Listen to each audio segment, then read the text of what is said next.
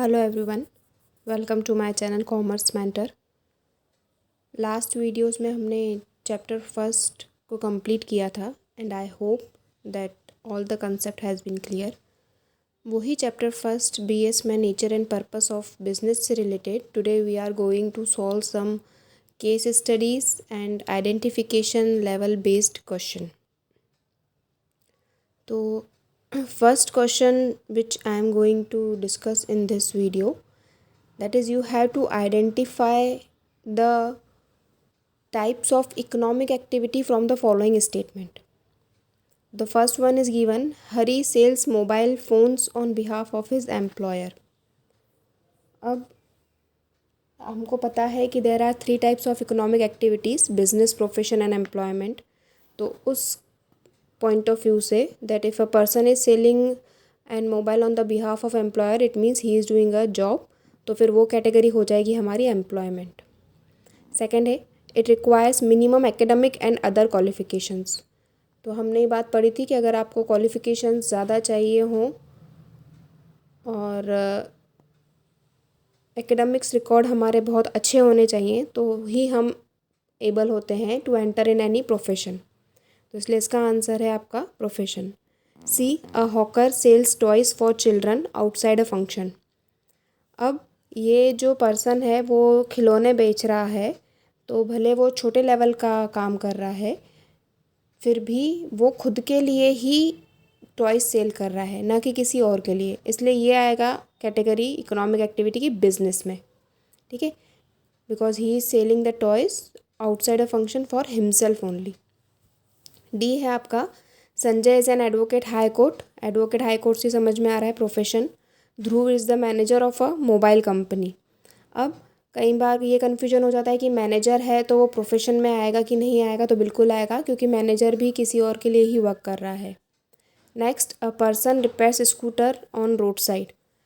कोई भी रिपेयरिंग की शॉप है आपकी, कोई भी गैराज है, वो भी बिज़नेस की कैटेगरी में ही आएगा, क्योंकि वो खुद की शॉप के खुद का ओनर है और सोल प्रोप्राइटर बिजनेस कर रहा है।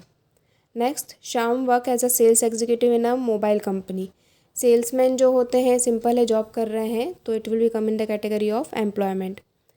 सेकेंड केस है हमारा name the service which is related to the following cases. अब सिर्फ एक लाइन दी हुई है and on the basis of that highlighted line हमको सर्विस का नाम बताना है। तो फर्स्ट है which the service which helps in removing the hindrance of knowledge. अब हमने पढ़ा था कि कॉमर्स में आपके टर्शरी सेक्टर में ट्रेड और ऑक्सिलरीज टू ट्रेड होता है, और ऑक्सिलरीज टू ट्रेड 5 फॉर्म में डिवाइड होता है या 5 सर्विसेज में डिवाइड होता है। उसमें से कौन सी ऐसी सर्विस है विच helps in removing the hindrance और द प्रॉब्लम्स ऑफ नॉलेज। तो इस फर्स्ट का आंसर है आपका एडवर्टाइजमेंट, क्योंकि एडवर्टाइजमेंट के थ्रू आप अवेयरनेस स्प्रेड करते हो और लोगों को नॉलेज मिलता है। Second, helps in removing the hindrance of exchange. Exchange मतलब मनी से रिलेटेड होता है इसमें।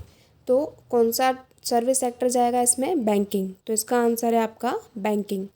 Third, which helps in removing hindrance of place. तो प्लेस हमने बात करी थी, अगर आप मेरे प्रीवियस वीडियोस देखेंगे तो उसमें हमने बात करी थी कि आप प्रोड्यूस एक जगह करते हैं और कंज्यूम दूसरी जगह होता है, तो एक जगह से दूसरी जगह पहुंचाने में हमको ट्रांसपोर्टेशन हेल्प करता है। तो the answer is transportation. Fourth, removing hindrance of time, है ना।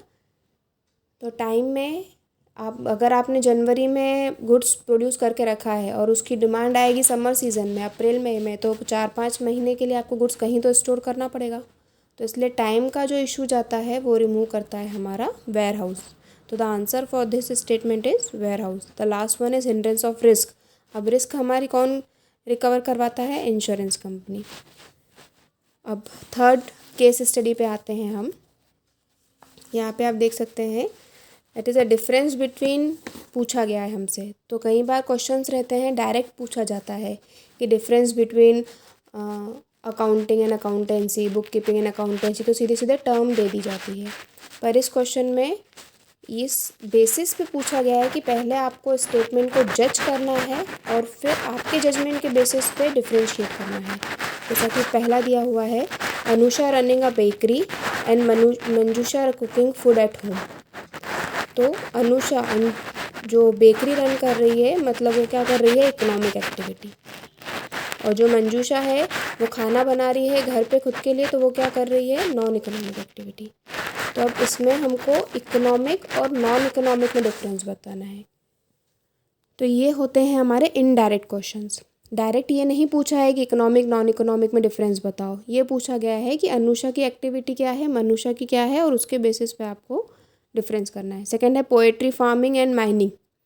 तो अब पोएट्री फार्मिंग किस में आता है आपका, जेनेटिक में, और माइनिंग किस में आता है आपका, एक्सट्रैक्टिव इंडस्ट्री में। अब इंडस्ट्री की ही दो क्लासिफिकेशन, प्राइमरी और सेकेंडरी। तो प्राइमरी के भी दो पार्ट हैं, जेनेटिक और एक्सट्रैक्टिव। तो पोएट्री फार्मिंग जेनेटिक मीन्स जब हम एनिमल्स को पालते हैं तो वो जेनेटिक हो जाता है, जब हम कुछ नेचुरल रिसोर्सेज से एक्सट्रैक्ट करते हैं तो वो एक्सट्रैक्टिव हो जाता है। तो इसलिए इस स्टेटमेंट में आपको डिफरेंस बिटवीन बताना है जेनेटिक और एक्सट्रैक्टिव, न कि पोएट्री फार्मिंग और माइनिंग के बीच में। ठीक है, एक लास्ट केस कर लेते हैं हम। Give an explicit example of each of the following. Explicit example मतलब हमको रियल एग्जाम्पल बताने हैं, है ना, ऐसा नहीं जो बुक में जो टर्म्स हैं उसके बेसिस पे बताने हैं। तो फर्स्ट है आपका any professional body and it's associated profession.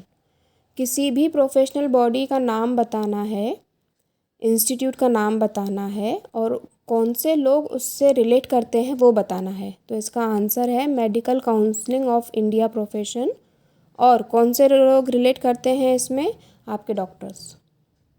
इसकी जगह पे आप Indian institute of chartered accountant भी लिख सकते हैं, लॉयर्स की भी एसोसिएशन लिख सकते हैं, जो आपके ठीक लगे, जो आपके नॉलेज में हो वो इंस्टीट्यूट का नाम आप लिख सकते हैं, क्योंकि इसमें पूछा ही एक्सप्लिसिट एग्जाम्पल है।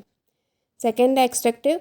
एक्सट्रैक्टिव में जो आपको ठीक लगे, माइनिंग भी लिख सकते हैं, फिशिंग भी लिख सकते हैं, जो आपको नॉलेज में हो। Pure business risk. Pure business risk मतलब जिसमें सिर्फ और सिर्फ लॉस होने के ही चांसेस हों, प्रॉफिट नहीं हो सकता हो। तो ऐसे एग्जाम्पल होते हैं आपके loss by fire. Last one is entrepot trade. अब इंटरपोर्ट्रेट में आप सीधे सीधे ये नहीं लिखेंगे कि that country is purchasing from one country and selling to another country. नहीं, आपको क्लियर लाइन लिखनी पड़ेगी that exporting from China and importing to USA, या कोई भी कंट्री का नाम, लेकिन एक्सप्लिसिट एग्जाम्पल है तो you have to mention it clearly. तो इस टाइप के क्वेश्चंस आते हैं आपके CBSE में। जैसा कि आपने CBSE में पढ़ा होगा कि मोर देन 30% आपके आएंगे इंटेलेक्चुअल बेसिस पे या इनडायरेक्ट बेसिस पे, और वो इस टाइप के क्वेश्चंस रहेंगे। तो हमने चैप्टर पूरा पढ़ लिया है, लिंक डिस्क्रिप्शन बॉक्स में दी हुई है। आप तीनों पार्ट्स जाके फर्स्ट चैप्टर को कंसेप्ट वाइज क्लियर कर सकते हैं और इस टाइप के क्वेश्चंस की प्रैक्टिस कर सकते हैं। तो I hope this will be beneficial for you.